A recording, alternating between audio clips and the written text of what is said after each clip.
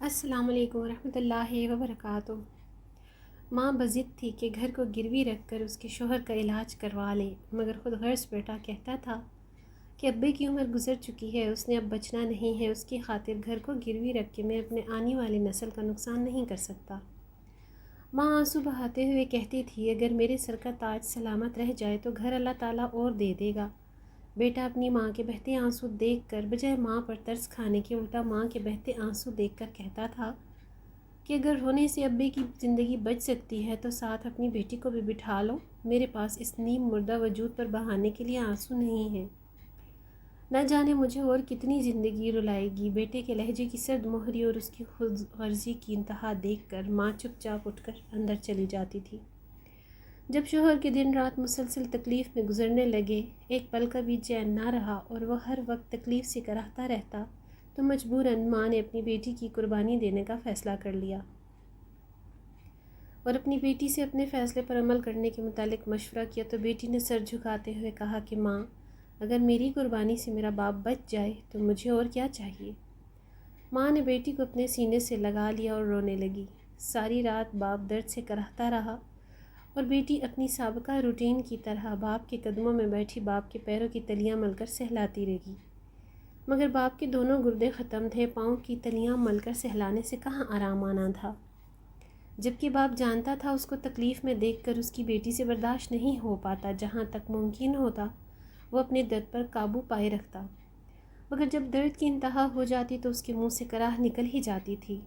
باپ کے منہ سے نکلنے والی ہر کراہ کے بدلے بیٹی کے آنسوؤں سے نکلنے والے آنکھوں کو تعداد میں تیزی آ جاتی تھی۔ ماں کے کہنے پر اپنی زندگی کی قربانی دینے کے لیے بیٹی تیار ہو چکی تھی، اس لیے باپ کی ہر آہ کے بدلے وہ باپ کے پاؤں کی تلیاں چوم کر تسلی دیتی تھی کہ بس بابا، آج کی رات ہے، انشاءاللہ صبح آپ کو ہسپتال داخل کروا دیں گے۔ باپ اپنی آنکھوں میں ڈھیروں محبت بھر کر اپنی بیٹی کو دیکھتا تھا، مگر شدید ترین تکلیف کی وجہ سے منہ سے نہیں بول پاتا تھا۔ شاید باپ یہ پوچھنا چاہتا تھا کہ میرے گھر میں تو میرے کفن کے پیسے بھی نہیں ہیں، میری بیٹی مجھے علاج کے لیے ہسپتال کہاں سے داخل کروائے گی؟ ماں نے ایک شخص کے ساتھ پہلے سے سود پر پیسے لینے کے لیے بات کر رکھی تھی۔ اس شخص کے دو مطالبے تھے، جن میں سے ایک کا پورا کرنا ضروری تھا۔ یا تو وہ گھر گروی رکھنے کا کہتا تھا، بصورت دیگر وہ کہتا تھا کہ اپنی جوان سالہ بیٹی مجھے نکاح میں دے دو اور ساتھ حلف دو کہ پھر کبھی تم لوگ طلاق کا مطالبہ نہیں کرو گے، اور یہی حلف مجھے کچھ معزز لوگوں کے سامنے چاہیے۔ جب ماں باپ کا لاڈلا بیٹا گھر گروی رکھنے کے لیے راضی نہ ہوا، وہ اپنے شوہر کو اپنے سامنے یوں تڑپتا دیکھ کر برداشت نہیں کر سکتی تھی۔ اس نے اپنی بیٹی کے سامنے سود پر قرض لینے کی شرط رکھی۔ بیٹی نے اپنے باپ کی خاطر قربانی دینے کا فیصلہ کر لیا اور سود کا کاروبار کرنے والے اس شخص کے نکاح میں جانے کے لیے راضی ہو گئی۔ یوں اس کے باپ کو سود پر رقم لے کر ہسپتال داخل کروا دیا گیا۔ ہسپتال میں گردوں کے ٹرانسپلانٹ کا فیصلہ ہوا۔ اب گردہ خریدنے کی سکت کوئی نہیں رکھتے تھے، لہٰذا ہسپتال میں باپ چند ہفتے سکون آور ادویات کے زیر اثر زندہ رہا اور پھر اس دار فانی سے کوچ کر گیا۔ بیٹی کی قربانی اپنے باپ کی زندگی تو نہ بچا سکی، مگر اس کی قربانی نے یہ ثابت کر دیا کہ وہ ابراہیم علیہ السلام کا بیٹا تھا جو باپ کے حکم پر قربانی کے لیے تیار ہو گیا، ورنہ آج کے دور میں جتنی قربانی بیٹی والدین کے لیے دیتی ہے اتنی کبھی بھی بیٹا نہیں دے سکتا۔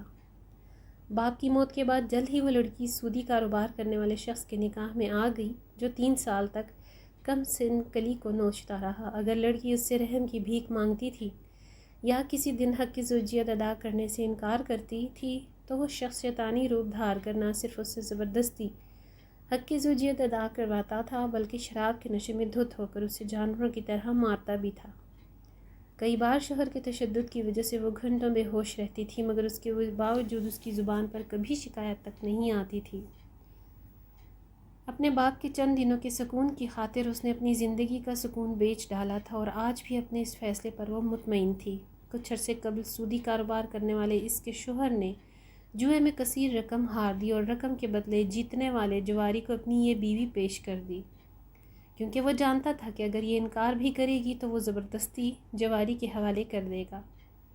لڑکی کے بھائی کو اپنی بہن سے کوئی غرض نہ تھی اور بوڑھی ماں کا اس شخص کو کوئی ڈر نہیں تھا، کیونکہ جو شخص سودی کاروبار کر کے خدا سے جنگ مول لے چکا تھا، اسے ایک بیوہ عورت، یتیم بچی کا کوئی خوف نہیں تھا۔ اس نے اپنی بیوی کو زبردستی جواری کے حوالے کر دیا اور ساتھ ہی کہہ دیا کہ زندہ یا مردہ یہ ہر حال میں اب تمہاری ہے،